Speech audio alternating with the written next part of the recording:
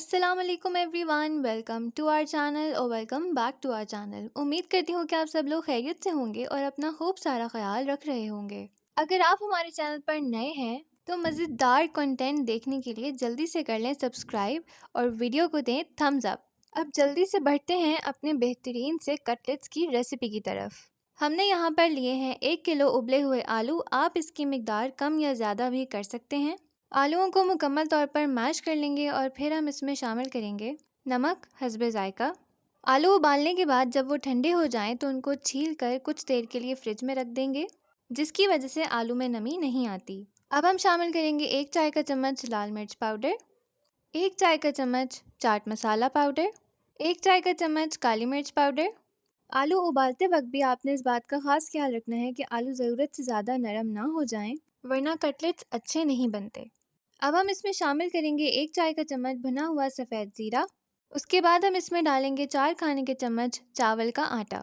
ये हमारी cutlets recipe का एक सीक्रेट इंग्रेडिएंट है, जिसकी वजह से कटलेट्स बहुत खस्ता होते हैं। अब हम इसमें डालेंगे 2 छोटे साइज़ के कटे हुए प्याज, आधा कप हरा धनिया, आधा कप पुदीना और 2 से 3 बारीक कटी हुई हरी मिर्चें, 2 से 3 खाने के चम्मच लेमन जूस यानी कि लीमों का रस, और इसको बहुत अच्छी तरह से मिक्स कर लेंगे। अब हम बना लेंगे कटलेट्स को डिप करने के लिए उसकी स्लरी, जिसके लिए हमने यहाँ पर लिए हैं 4 खाने के चम्मच चावल का आटा। इसमें हम शामिल करेंगे नमक हस्बे ज़ायका और आधा चाय का चम्मच लाल मिर्च पाउडर। अब इसमें पानी शामिल करेंगे और इसको अच्छी तरह से मिक्स करके इसका पतला सा पेस्ट बना लेंगे। अब आलू के बैटर से हम कटलेट्स की टिकिया बनाना शुरू करेंगे। फ्राई होने से पहले ही ये इतने मज़ेदार लग रहे थे। चलिए बढ़ते हैं इनको फ्राई करने की तरफ। पैन में ऑयल शामिल करके इसे हल्की आंच पर गर्म होने देंगे। अब हम सबसे पहले कटलेट्स को अपनी स्लरी में डिप करेंगे और फिर अच्छी तरह से ब्रेड क्रम्स में कवर कर लेंगे। ये ब्रेड क्रम्स हम खुद घर पर तैयार करते हैं।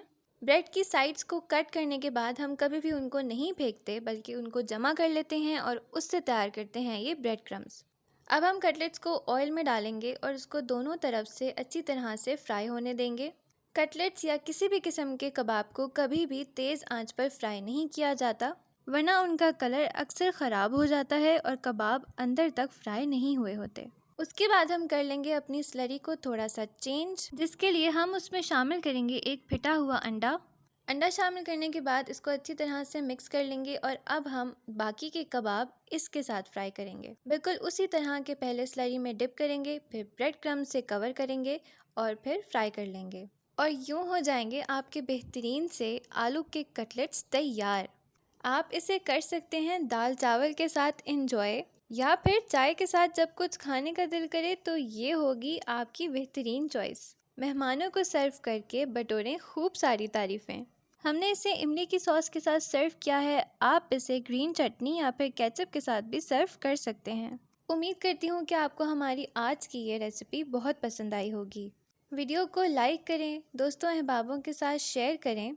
मिलते हैं एक छोटी सी ब्रेक के बाद एक नई मज़ेदार और बेहतरीन रेसिपी के साथ। तब तक के लिए अपना ख्याल रखिए। हमें दीजिए इजाज़त। अल्लाह हाफ़िज़।